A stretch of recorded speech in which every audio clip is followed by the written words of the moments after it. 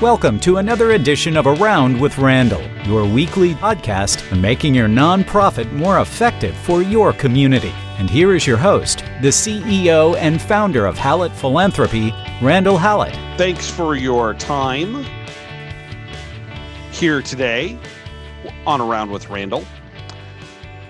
Today's subject is something that I have been playing with in my mind for the past probably 6-8 weeks. And it's been based on some interesting numbers that I ran across in a couple of places that have driven me to rethink how I look at prospect management, portfolio size, and prep for a gift officer when we talk about it in a fiscal year. So the first place, and I'd heard this from a couple of different clients, and it may have been formulated somewhere else, but the first place that I saw that had this conversation was at Northwestern University. What they did is they did a pretty large assessment of their organization and their advancement team and found that their portfolio sizes were too big. And let me talk about what that means. They were aiming in general at somewhere between 115 and 125 names per gift officer in their portfolio, which is something in our industry is pretty common. But much like I see myself, somebody started asking questions around the math. Is this the right number? Is there a better number? And what would be the data that would prove one way or the other? So what they chose to look at was everyone's portfolio and to figure out how many people in that portfolio were actively cultivated towards solicitation on an annual basis. And what they found is the average number year over year was about 40, that there were as many as 80 people who were not cultivated highly enough to justify being and staying in that portfolio. Well, that led to a couple of other questions and discussions about, well, then what do we do with these people and how do we create metrics for the gift officers? And what is this going to mean in terms of the ability for donor size or donor pool for the organization and needs?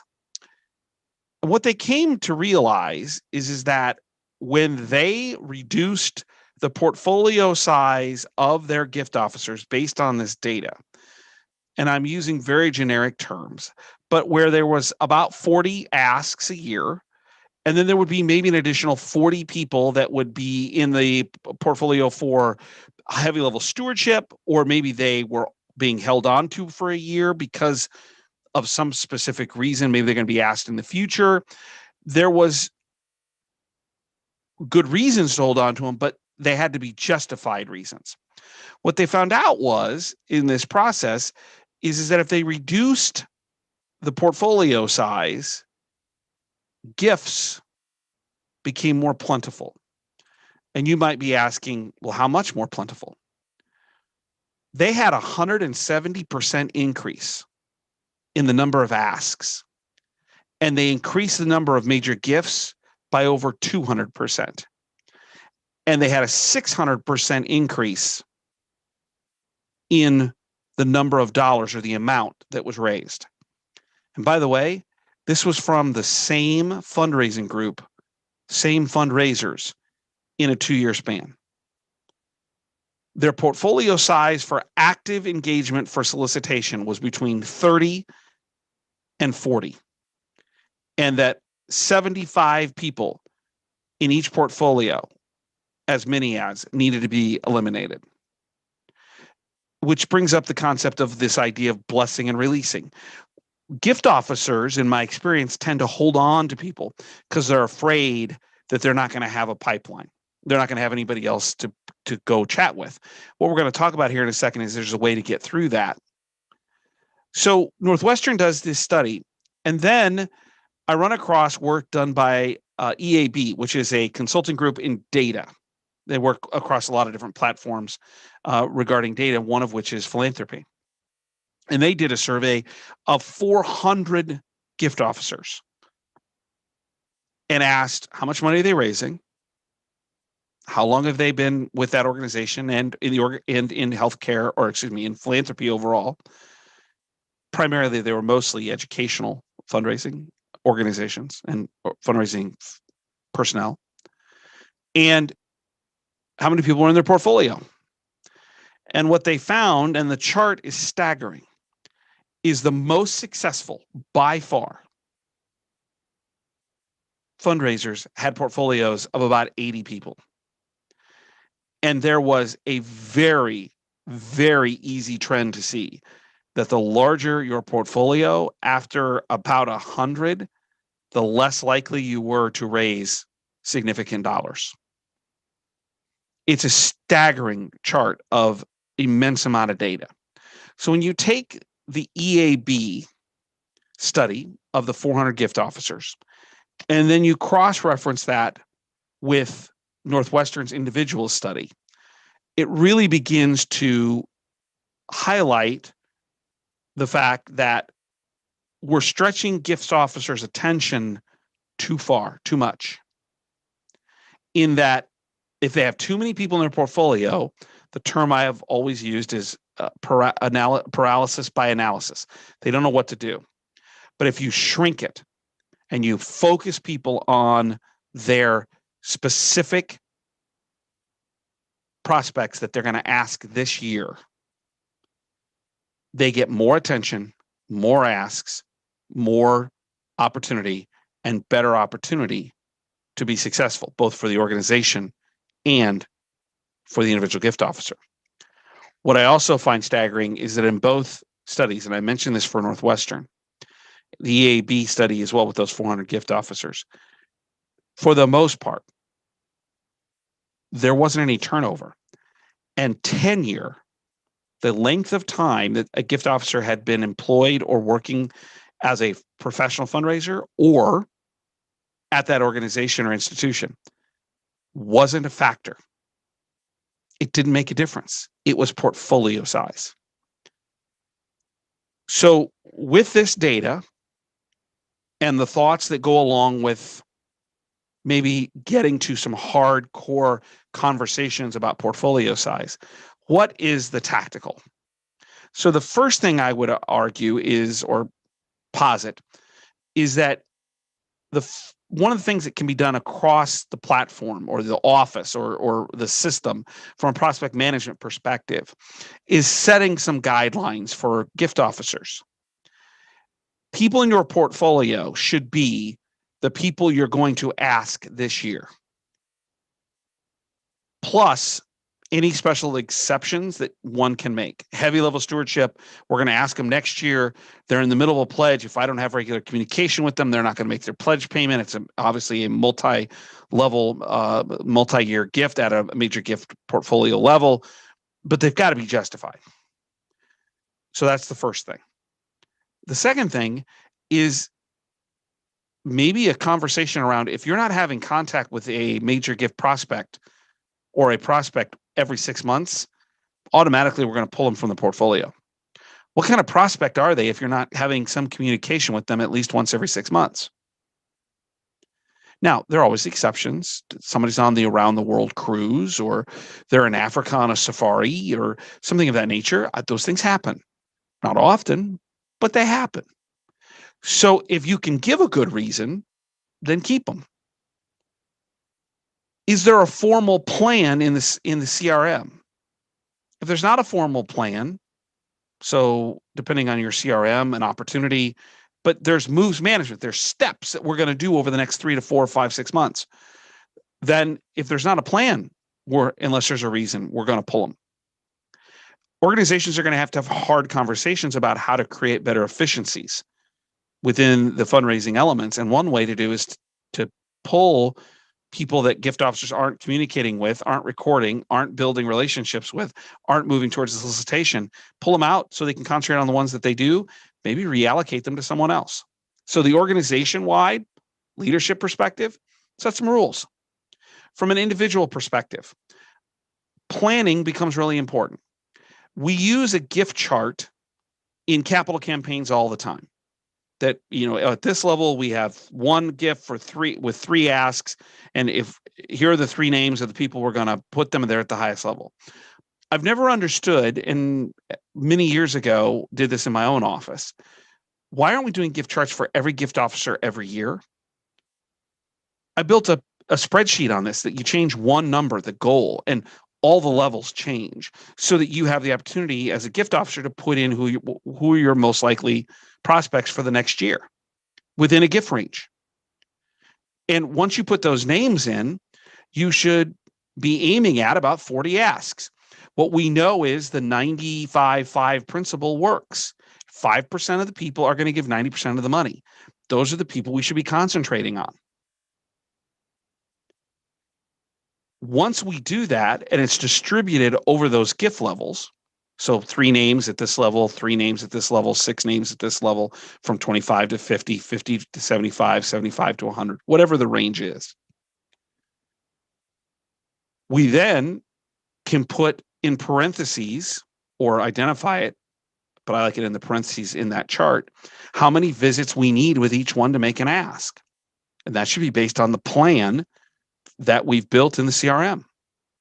And we can use some general rules of thumb.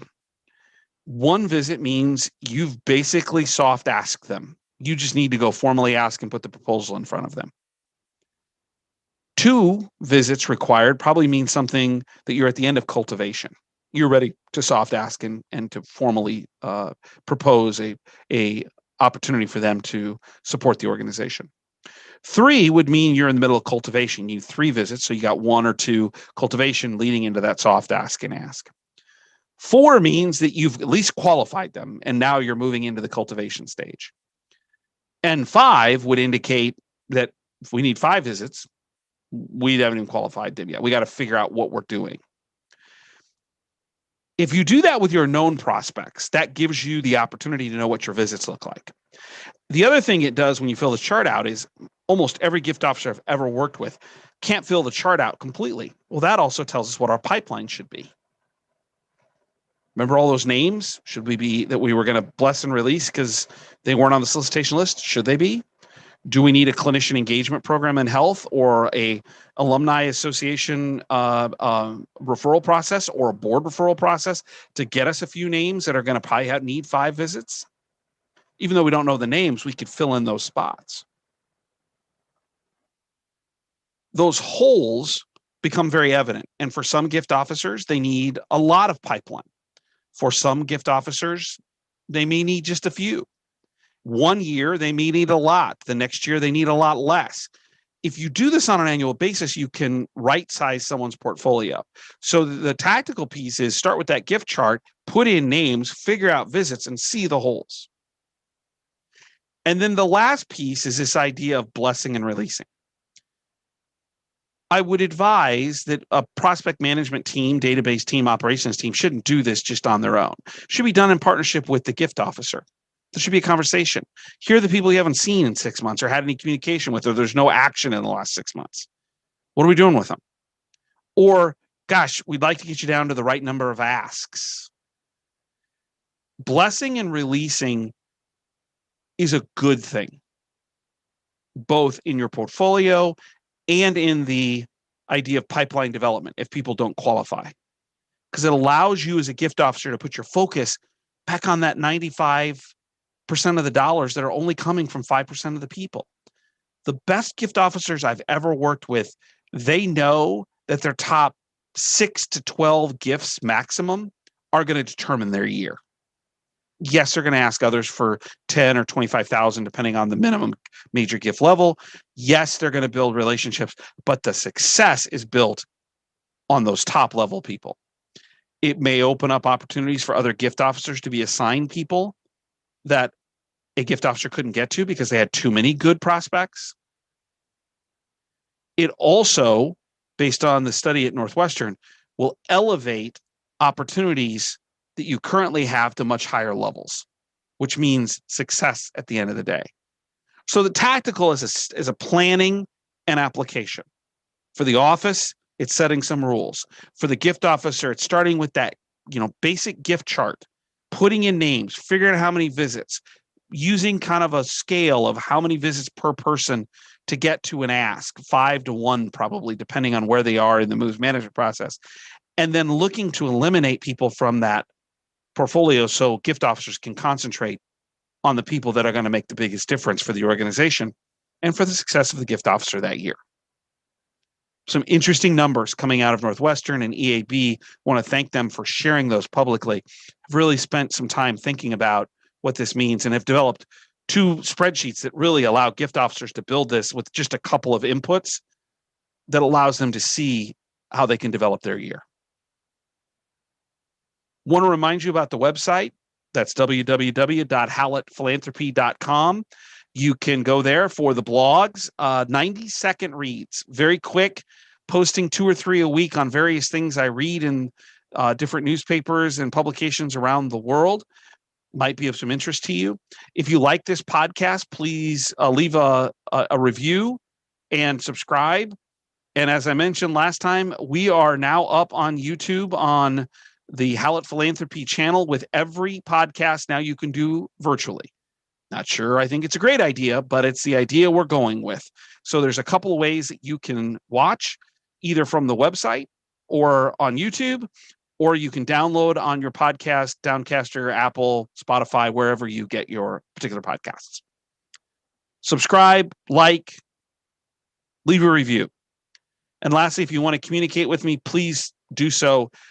We've had a couple people who have emailed some subject matter, which I thought was terrific, which we're building upon, which we'll get to here the next few podcasts. And also a couple of people have said that you were off. You missed something. If you think I'm off or missed something, that's Reeks, R-E-E-K-S, Randall Reeks, R-E-E-K-S at hallettphilanthropy.com. Or if you have a subject matter or something to comment on in terms of what we could do in the future, that's podcast at hallettphilanthropy.com. Let me conclude as I do each week, each podcast. This is the best profession you could ever be a part of. To know that you get to help people and an organization make a difference in your community, feel good when you go to bed every night and looking forward to your day every morning, I can't imagine anything more worthwhile. We need nonprofits to be great. There are holes in our communities where people need assistance. Education, social services, healthcare, basic services. You can't even imagine how much need there is out there. I hope you feel like you're making a difference for people who are wondering what happened to them because they need someone to help them. And that gets me to my all-time favorite saying. Some people make things happen. Some people watch things happen. Then there are those who wondered what happened. I hope you feel like you are someone who's making something happen for those people who are just wondering what happened. Appreciate your time today and always here on Around with Randall. We'll be back to you next time. And don't forget, make it a great day.